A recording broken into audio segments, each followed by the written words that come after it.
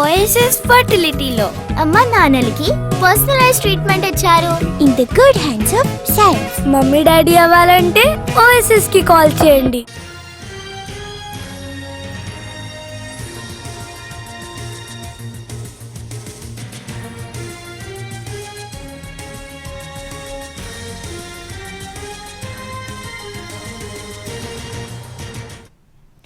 Formula ఈ car race కేసులో senior IAS Arvind కుమార్ను ప్రశ్నిస్తోంది ACB. నిధుల బదలాయింపు వ్యవహారంలో అరవింద్ కుమార్ది కీలక పాత్రని ఇప్పటికే ఏసీబీ గుర్తించింది. తన పరిధిలో ఉన్న హెచ్ఎండిఏ నుంచి ఎఫ్ఈఓకు 55 కోట్ల రూపాయల నిధులను చీఫ్ ఇంజనీర్ బిఎల్ఎన్ రెడ్డి ద్వారా బదలాయించారని అరవింద్ కుమార్పై ఆరోపణలు ఉన్నాయి. ఈ నిధుల బదలాయింపుపై ఇప్పటికే ప్రభుత్వానికి వివరణ ఇచ్చారు అరవింద్ కుమార్. బీఆర్ఎస్ హయాంలో నాటి మంత్రి కేటీఆర్ ఆదేశాలతోనే నిధులు బదిలీ చేశానన్నారు. కాసేపటి క్రితం విచారణకు హాజరైన ఐఏఎస్ అధికారి అరవింద్ కుమార్ వాంగ్మూలాన్ని రికార్డ్ చేస్తున్నారు ఏసీబీ అధికారులు.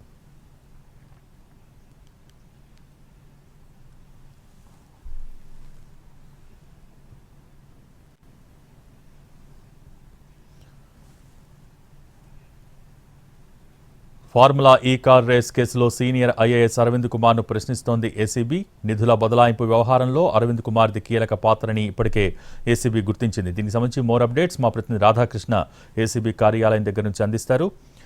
రాధాకృష్ణ, ప్రస్తుతం ఏ అంశాలపైన పూర్తి స్థాయిలో దృష్టి పెట్టారు ఏసీబీ అధికారులు? ప్రస్తుతం దీనికి సంబంధించిన డీటెయిల్స్ ఏంటి? ప్రధానంగా ఒకటే, ఇక్కడ అధికారిగా ఈయన పనిచేస్తున్న సమయంలో బదలాయింపులు జరిగాయి కాబట్టి ఇతను బాధ్యతాయుతమైన పదవిలో ఉండి కూడా ఎందుకు ఇలాంటి నిబంధనలు ఉల్లంఘించడంలో మీరు సహాయపడ్డారు అన్న దానికి సంబంధించిన అంశంపైన ప్రస్తుతం ఏసీబీ అధికారులు విచారిస్తున్నారు. దాదాపు 2 గంటలు దాటిపోయింది అతన్ని విచారిస్తున్న సమయం. డిఎస్పీ సిఐయు సంబంధించిన అధికారితో పాటుగా ఏసీబీ జాయింట్ డైరెక్టర్ వీళ్ళ ఇద్దరు ఆధ్వర్యంలో ప్రస్తుతం అరవింద్ కుమార్ని విచారిస్తున్నారు. అసలు స్టేట్మెంట్ని రికార్డు చేస్తూ ఉన్నారు. అక్టోబర్ 25 తర్వాత జరిగిన పరిణామాలన్నింటినీ కూడా వరుసగా ఒకదాని తర్వాత ఒకటి వాళ్ళు అతని నుంచి వివరాలు సేకరిస్తూ ఉన్నారు. నగదు బదలాయింపుకు సంబంధించి ఇండియన్ ఓవర్సీస్ బ్యాంకు నుండి పౌండ్ల రూపంలో ఈ నగదు ఏదైతే బదిలీ అయిందో ఆ బదిలీకి సంబంధించిన అంశంలో మీరు ఎంతవరకు ప్రమేయం ఉంది అన్న దానికి సంబంధించి అతని నుండి రాబడుతున్నారు. ఎందుకంటే అధికారిగా ఉన్న సమయంలో వీళ్ళంతా కూడా అక్కడ బాధ్యతాయుతంగా పనిచేయాల్సి ఉంటుంది, నిబంధనలు వీళ్ళు పాటించాల్సిన అవసరం ఉంటుంది. కానీ నిబంధనలను ఉల్లంఘిస్తూ వీళ్ళు విదేశాలకు నగదు బదలాయింపు జరపడంలో వీళ్ళు అధికారులు అక్కడ ఉన్నారు. కాబట్టి ఆ సమయంలో మీరు ఏం చేస్తున్నారు, ఎవరి ప్రమేయం మేరకు ఇదంతా కూడా బదిలీ చేయించారన్న దానికి సంబంధించి వివరాలు సేకరిస్తున్నారు. దాంతో పాటుగా ఇండియన్ ఓవర్సీస్ బ్యాంకు అధికారులు ఇచ్చిన, అంటే అక్కడ ఆ రోజు ఇండియన్ ఓవర్సీస్ బ్యాంకుకు సంబంధించిన సిబ్బంది ఎవరైతే ఉన్నారో వాళ్ళని కూడా ఒకసారి ఏసీబీ ఇప్పటికే విచారించింది.